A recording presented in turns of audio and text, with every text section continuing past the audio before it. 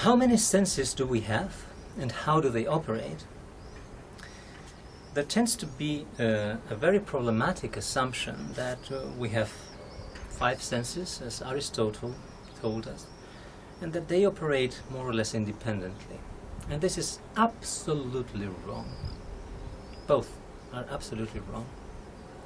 We have many more than 5 senses. I think this is something on which neuroscientists agree absolutely, although we don't agree how many. There are different theories about how many senses.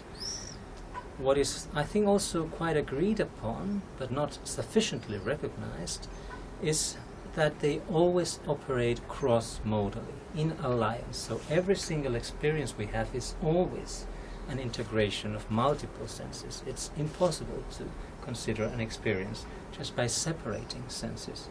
So every experience is a changing cross-modal activity. I think we have forgotten this partly because of the dominance of fixed vision.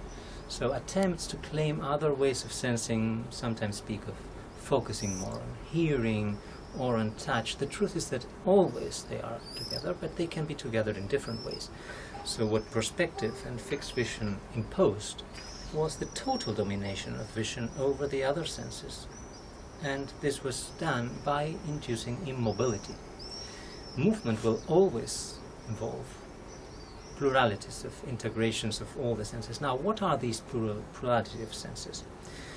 It was already Sherrington who, more than a century ago, in 1906, in his prodigious study on the integrative function of the nervous system, defined 3 fields. He was already calling them fields.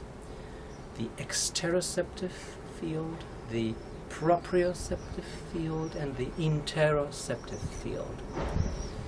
The exteroceptive field includes the famous 5 Aristotelian senses: vision, hearing, touch, taste or smell. It's about senses that are kind of sensing things from the outside world. The interoceptive field has to do with internal sensors of the body that regulate its activity and which we can sometimes feel in terms of digestion, pain, and so forth. The proprioceptive, which I regard as the most important and interesting, is the sense the body has of its own movement. So it's a whole distributed network of sensors in the muscles, tendons and joints that give the body a sense of how all these tissues are composing tensions and internal relations, so that the body has its sense of posture and movement and effort and so forth. This couples with also the sense of balance that we have built in the ear with a very interesting set of conduits. It's like a 3 Cartesian axis in terms of conduits that where a fluid gives the body a sense of balance. And there are other senses of movement, like the sense of vecting, of feeling speed through vision. So the sense of movement of the body is composed itself, kinesthesia, of many different senses, including visual inputs and other inputs. So we have these 3 major fields towards the outside, in the inside, and in the tissues, in the movement of the body itself, and how it can activate it. So why is proprioception so important? Because it's where the body activates its movement.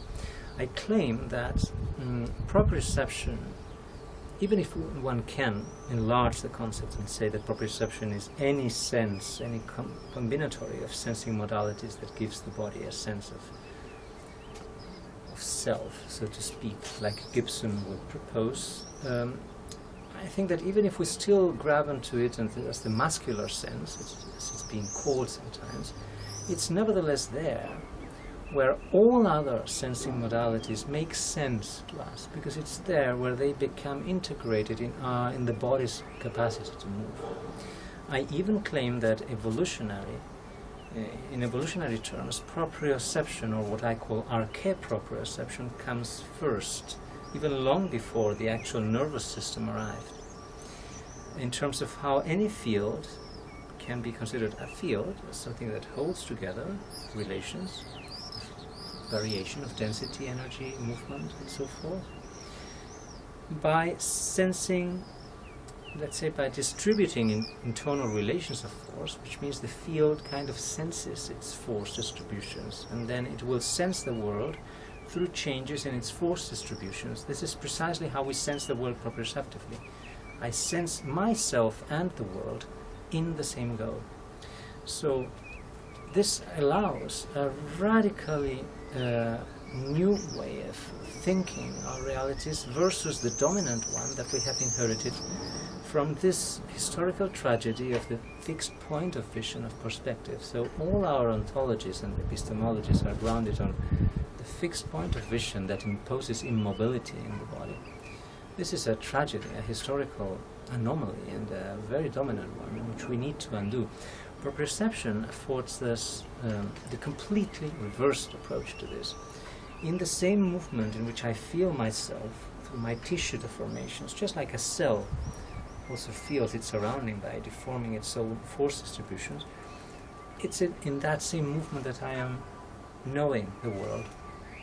And I am integrating all other external inputs in that capacity to move in relation. So it's the world. So it's an absolutely inseparable movement. In the same movement, I am knowing myself and the world, and in transformation. So it's the actual transformation that allows both the world and myself to be known in the same process. So we see how this Cartesian dualism of the mind-body and of the immobility of being, which was utterly grounded on perspective and the fixed point, completely collapses with proprioception. But rather than collapse, it opens up to a far more plastic and entangled conception.